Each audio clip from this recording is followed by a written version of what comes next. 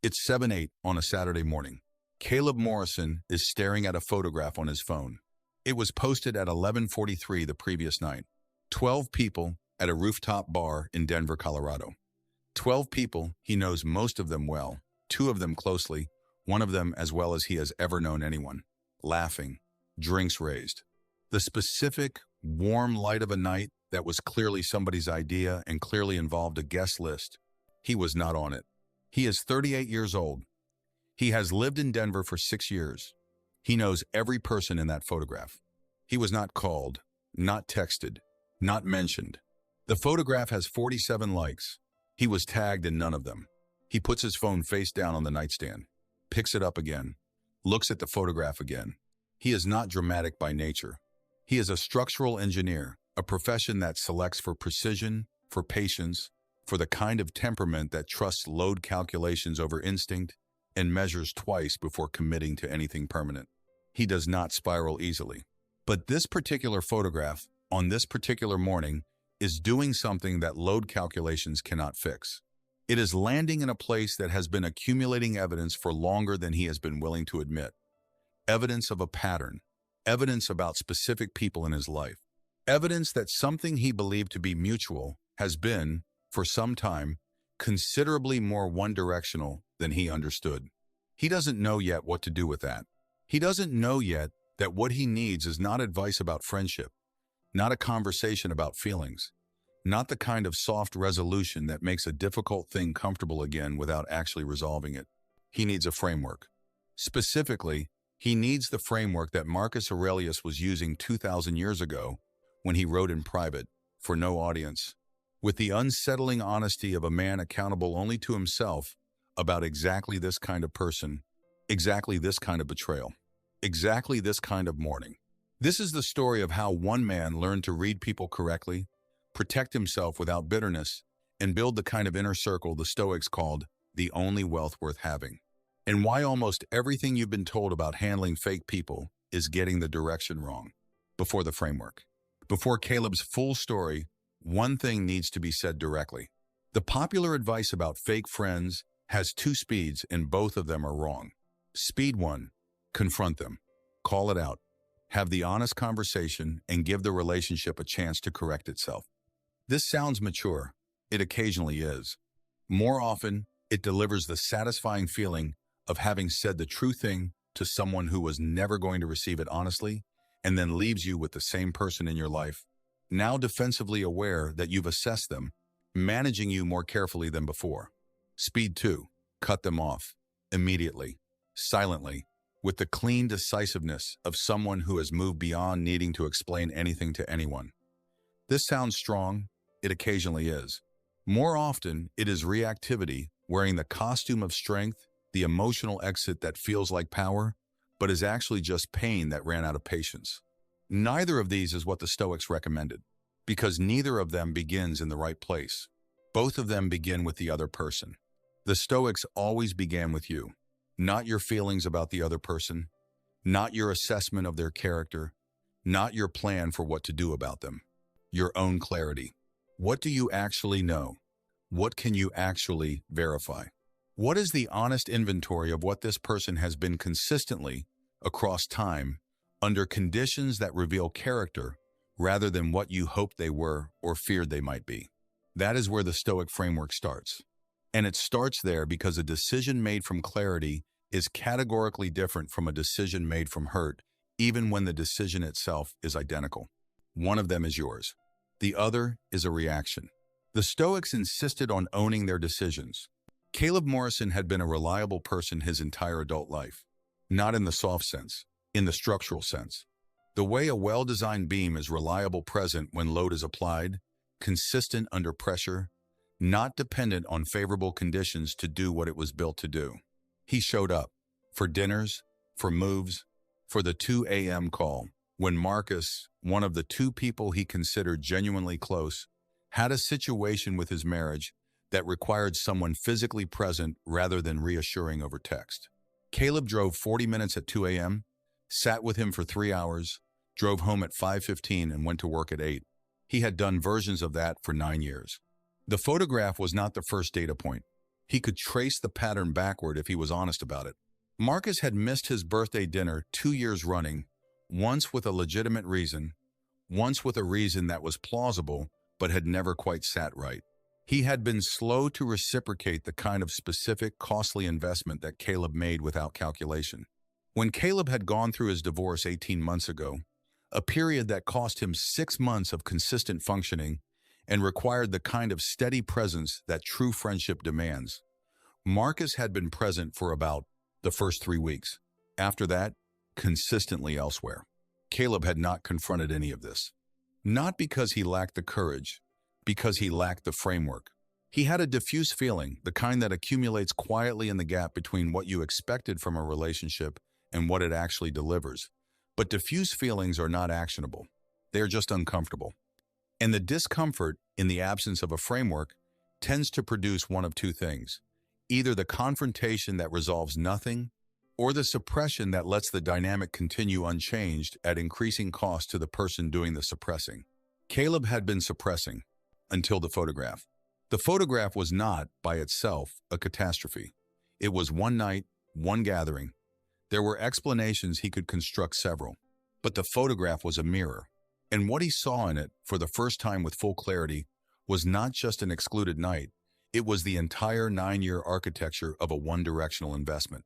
He had been building on sand, and the sand had been very comfortable and very convincing for a very long time. Marcus Aurelius wrote again in private, again for no audience but himself, "When you wake up in the morning, tell yourself, the people I deal with today will be meddling, ungrateful, arrogant, dishonest, jealous, and surly." Most people read this and hear pessimism. They are misreading it.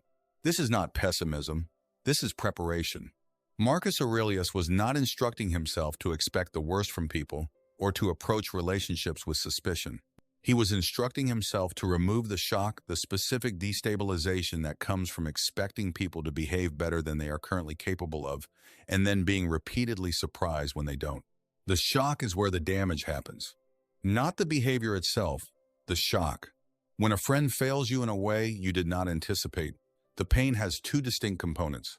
The first is the actual loss, the real gap left by someone who was not who you thought they were. That pain is legitimate. It is the appropriate cost of having genuinely invested in someone. The second component is the destabilization, the vertigo of having your model of reality suddenly not match reality. That is not about the friend. That is about the prediction you made. And the prediction was almost always more generous than the evidence fully warranted. The Stoics called this premeditation.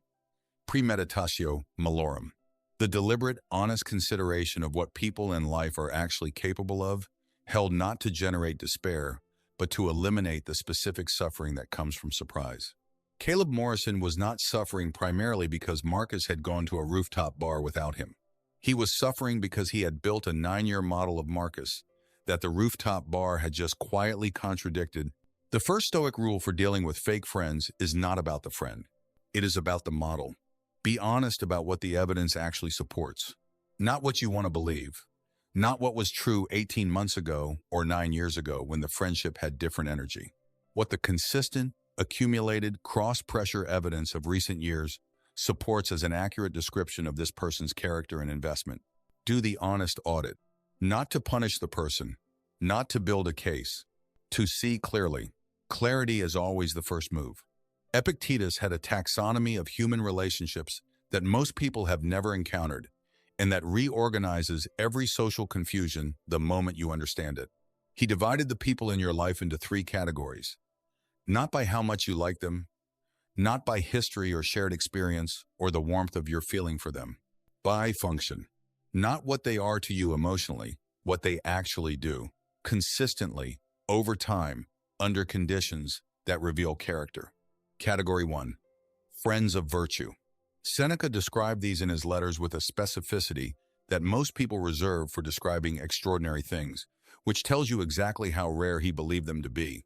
A friend of virtue is a person whose investment in you is not contingent on what you can provide them, who is present not because your presence is useful to them, but because they have made a genuine choice, repeated over time, across conditions that make choosing easier or harder to be in your life. These people are not common. Seneca, who was one of the most prominent and well-connected men in Rome, wrote that a man could count his true friends on one hand if he was lucky. One hand, in a life spanning decades, in a network spanning the entire known world. One hand, category 2, friends of utility. These are not bad people. This is the most important thing to understand about this category because the word fake is lazy and the Stoics were not lazy thinkers. A friend of utility is a person whose presence in your life is primarily organized around mutual benefit. The colleague whose friendship tracks almost exactly with professional proximity. The person who is warm and invested when you have something to offer and gradually less available when you don't. This is not treachery. It is ordinary human self-interest, the default operating mode of most people in most relationships most of the time.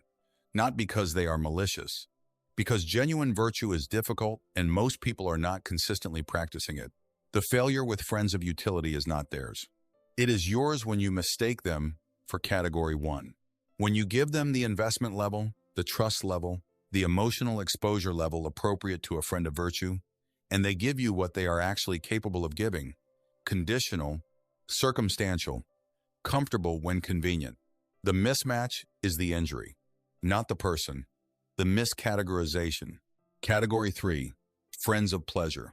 These are the people you enjoy. Their presence is good. Their company is fun. They add texture and warmth and the particular lightness that genuine enjoyment brings. They are not built for 2 a.m. calls. They are not built for the divorce, the business failure, the season when you need the kind of presence that costs something to give. They are built for rooftop bars, and they belong at rooftop bars. That is precisely where they should be with you occasionally for what they are actually good at providing. The mistake is not in enjoying them. The mistake is in loading them with the expectations that belong to category 1. Caleb Morrison had one category 3 friendship that he had been treating as category 1 for 9 years. Marcus was not a villain. Marcus was a man who was comfortable and warm and good company and fundamentally organized around his own comfort as most people are, as Epictetus would have predicted, as the premeditation of honest assessment would have revealed years earlier if Caleb had applied it. He hadn't applied it, because it is uncomfortable to apply. Because applying it means seeing clearly, and seeing clearly sometimes costs you the version of a relationship you preferred to the version that actually existed. Here are the 5 rules: precise, practiced, taken directly from Stoic philosophy, and translated without dilution. Rule 1. Audit before you act. Before you confront, before you cut, before you post the vague message or have the conversation you've been composing for 3 days, audit. Write down, honestly, the last 6 significant moments in the friendship. Not the best ones. The 6 most recent ones that required something from the other person: time, effort, presence, sacrifice. The kind of investment that reveals character because it had a cost. What actually happened? Not what you told yourself at the time to preserve the model. What actually happened? This audit is not a case for the prosecution. It is a diagnostic, and it will tell you, with a clarity that your feelings alone will not produce, which category you are actually dealing with. Rule 2. Match the investment to the category. This is the most counterintuitive Stoic rule about friendship, and it is the one that changes the most. It does not say, withdraw love. It does not say, become cold or strategic. It says, be honest about what each relationship can actually hold, and invest accordingly. A category 2 person can hold warmth, enjoyment, professional collaboration, the kind of easy companionship that asks nothing deep from either party. They cannot hold your emergency. Give them what they can hold. Enjoy them for what they are. Do not pour category 1 investment into a category 2 vessel and then be surprised when it leaks. The leaking is not betrayal. It is physics. Put the right level in the right container. Rule 3. Remove the resentment by removing the expectation. Resentment has one source, and it is never the other person. Resentment is always the gap between what you expected and what arrived. Remove the expectation that was never warranted, and the resentment has no ground to stand on. This is not excusing bad behavior. This is refusing to suffer for a prediction you made incorrectly. Marcus didn't owe Caleb the rooftop bar invite. Not because Caleb's feelings didn't matter, because Marcus had never, under honest examination, demonstrated himself to be the kind of person who would think to extend that invitation without prompting. Caleb expected Category 1 behavior from a Category 2 person. The expectation was the error. Correct the expectation. The resentment dissolves on its own. Rule 4. The response to poor character is better character, not matched behavior. This is the rule that separates Stoic philosophy from ordinary social strategy. The ordinary social strategy says, when someone shows you who they are, become like them. Become strategic. Become guarded. Protect yourself by giving less, investing less, trusting less. The Stoics said the opposite. Not naively. They were not instructing you to continue investing where investment is not warranted. They had Rule 2 for that. What they were saying is, your character is not set by who is in the room with you. Your integrity, your reliability, your willingness to show up with genuine investment, these are not contingent on reciprocation. They are yours. They are the only thing that is fully and permanently yours. The man who becomes less trustworthy because he was betrayed has allowed someone else's character to set the floor for his own. Marcus Aurelius wrote, "The best revenge is to be unlike him who performed the injury." Not revenge in the petty sense. The best response to poor character is not to match it. It is to refuse to let it alter yours. Maintain your standard, not for them, for the person you are building yourself into. Rule 5. Protect your inner circle with the selectivity of someone who understands scarcity. Seneca's one hand. Take it seriously. Not as a goal to minimize connection, as an honest acknowledgement that genuine friendship, the Category 1 kind, the kind that holds in emergencies and costs the friend something real to maintain, is rare. Exceptionally rare. And it requires from you a corresponding selectivity about who receives the access. Not coldness, selectivity. The man who gives every person full access to his inner life, his trust, his 2 a.m. emergencies, he is not generous. He is imprecise. And imprecision in the architecture of your inner circle produces exactly what Caleb found in the photograph. Years of investment in structures that cannot hold the weight. Build carefully. Audit honestly. Give the inner circle to the people who have earned it through consistent, cross-pressure evidence of genuine virtue. Give everyone else the warmth and enjoyment appropriate to what they actually are. Both things can coexist. They should coexist. The mistake is not in having Category 2 and Category 3 people in your life. The mistake is in not knowing which is which. Here is why the miscategorization happens, and why it is so persistent even in intelligent, self-aware people. The human brain is wired for something psychologists call consistency bias, the tendency to interpret new information in ways that preserve existing beliefs rather than update them. When someone you've categorized as a close friend does something that contradicts the category, the brain's first move is not to update the category. Its first move is to explain the behavior in a way that preserves the model. He was busy. He's going through something. He didn't realize he'd want to invite me if he'd thought of it. All of these may be true. Some of them, some of the time, are true. The brain reaches for them not because they are the most accurate explanations, but because they are the least disruptive ones. The ones that require no update to the model, no revision to the understanding of the relationship, no difficult conversation with yourself about what the accumulated evidence actually says. This is not weakness. It is biology. But it is also why good people end up 9 years deep in a one-directional investment before the photograph makes the pattern visible. The Stoics were not teaching you to distrust people. They were teaching you to update faster, not to lead with suspicion, to read evidence honestly, including the evidence that contradicts what you want to believe, and to update your model of the world at the speed of reality rather than the speed of comfort. The man who updates slowly pays with years. The man who updates at the speed of evidence pays nothing but the brief discomfort of being wrong. That is a much better trade. Let's be precise about what a fake friend actually is. Not in the loose social media sense of anyone who has ever disappointed you. In the exact sense. A fake friend is not someone who failed you once. It is not someone who is going through a season of reduced capacity and showing up with less than usual. It is not someone whose friendship looks different than yours because they express investment differently. A fake friend in the specific sense that the Stoics would have recognized and that warrants the serious response has 4 identifiable characteristics. All 4 must be present. 1 or 2 is complexity. All 4 is a pattern. First, directional investment. The investment flows consistently toward them. The calls, the effort, the showing up, they originate primarily from your side. Their side produces warmth and reciprocity when it costs nothing, and absence or excuses when it does. Second, conditional presence. They are available when your presence provides something they want: status, fun, support, access to your network, the feeling of being cared for. They are consistently elsewhere during your seasons of genuine need. Third, competitive underneath the warmth. This is the most subtle characteristic and the hardest to name while it's happening. The fake friend supports your success up to a precise point.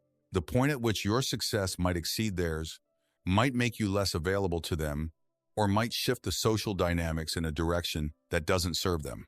Above that point, the support becomes qualification, becomes absence, occasionally becomes something that looks, if you examine it closely, like quiet sabotage. Fourth, allergic to your growth. This is the diagnostic that cuts most cleanly. Show the person a version of yourself that is genuinely better, more capable, more confident, more self-possessed than the version they met. Watch what happens. The genuine friend expands with you. The fake friend subtly contracts, becomes slightly cooler, begins steering conversations toward your limitations rather than your progress. Growth is uncomfortable for people who have not chosen growth themselves. A man who is building himself into something better than he was is, without intending it, a standing challenge to everyone around him who is not doing the same. Some people rise to that challenge. They are the Category 1 people, the ones built for your inner circle. Some people manage the discomfort by trying to return you to the version of yourself they were comfortable with. That is not friendship. That is social homeostasis in the costume of loyalty. Notice it. Name it. Then apply Rule 2. Marcus Aurelius was Emperor of Rome. This means in practical, daily terms that he was surrounded for the entirety of his reign by some of the most sophisticated social manipulators in human history. Senators with 17 years of political experience in the management of powerful men, courtiers who had developed the specific skill of manufacturing warmth and loyalty for the purpose of proximity to power. Every person in his court had an agenda. Most of them involved him. He was not naive about this. He wrote in Meditations with consistent, unsentimental clarity about the nature of the people around him. He used specific descriptions, flatters, manipulators, the ungrateful without apparent bitterness, without self-pity, without the specific outrage of a man who expected better and is offended by what he found. He had simply updated his model to match reality. And then he continued to operate with full integrity anyway. This is the Marcus Aurelius move. It is not the move of a man who has given up on people or decided that genuine friendship is impossible. It is the move of a man who has separated two things that most people run together without realizing it: the quality of your own conduct and the behavior of other people. Marcus treated even people he knew to be manipulative with courtesy, with fairness, with the consistent conduct of a man whose character was not set by theirs, not because he trusted them, not because he expected warmth in return, because his conduct was not contingent on their character.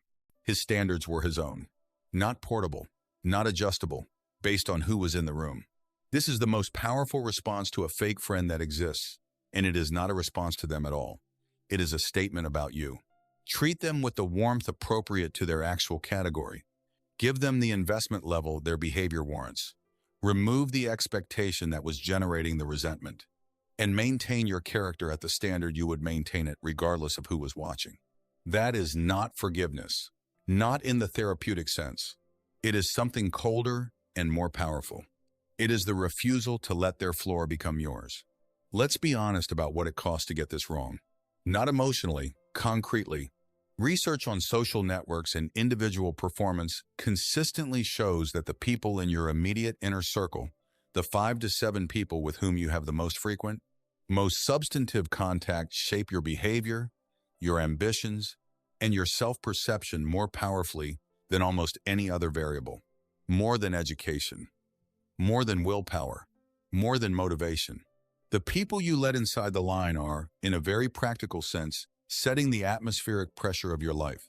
A man surrounded by people who are competitive beneath the warmth, who subtly resist his growth, who are invested in his limitations because his limitations make their own limitations more comfortable, is not operating in a neutral environment. He is operating under resistance, invisible, deniable, consistently present resistance. The Stoics understood this without the research. Epictetus wrote, "Tell me who you spend time with, and I'll tell you who you will become." Not as poetry, as diagnostic. The wrong inner circle does not just cost you the disappointment of the rooftop photograph. It costs you the accumulation, the compounding, the version of yourself that would have been possible in an atmosphere that supported rather than subtly undermined your development. That is not a small number. That again is years. Caleb Morrison did not send Marcus a message about the photograph. Not that morning, not that week. He did something harder. He did the honest audit. 6 significant moments. Recent. Involving real cost to Marcus. What actually happened. He sat with the results for 4 days. What he found was not the story of a villain. Marcus was not a bad person. He was a charming, likable man who was organized primarily around his own comfort and his own social experience, who gave generously when giving cost nothing, and consistently found reasons to be elsewhere when it did. Category 2. Clearly, across the evidence, unambiguously Category 2. And Caleb had been giving him Category 1 access for 9 years. He didn't cut Marcus off. He didn't confront him. He recalibrated. He matched his investment to the actual category. He stopped making himself available for the 2 a.m. calls, Marcus's 2 a.m. calls, at the same frequency and urgency. He was warm, collegial, genuinely pleasant to be around. He maintained his own standard of conduct without reducing it.